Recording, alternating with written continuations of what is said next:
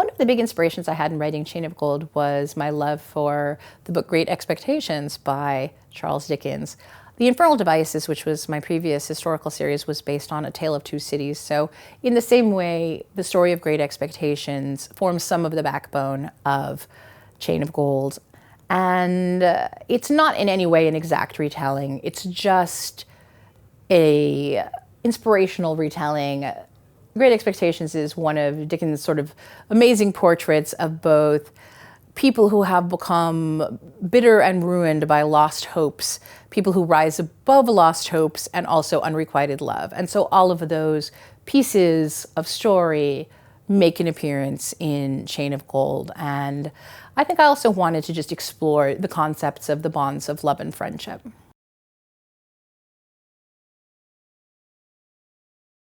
I think one of the things I found most enjoyable about researching and writing Chain of Gold was getting the chance to come to London, which is my favorite city, and really explore certain neighborhoods.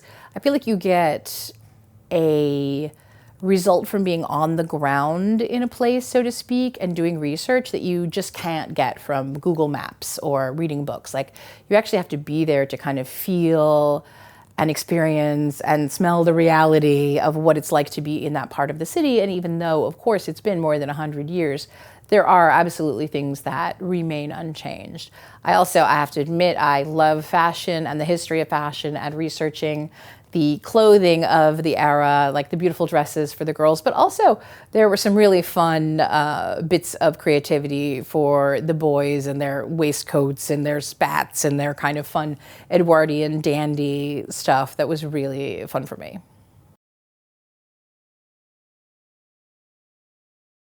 It's hard for me to pick a favorite character that I wrote in Chain of Gold because it's a big cast and I love them all, but I would say that I really loved writing Anna. She is so confident and she is such a funny and amazing person. I wish that I could be as confident as she is in who she is. So I loved writing her. I also really, really enjoyed writing Cordelia because she is a really clever girl who is constantly planning, and when one plan doesn't turn out, she switches immediately to a new plan. So she's always got a scheme going on, and I love that about her.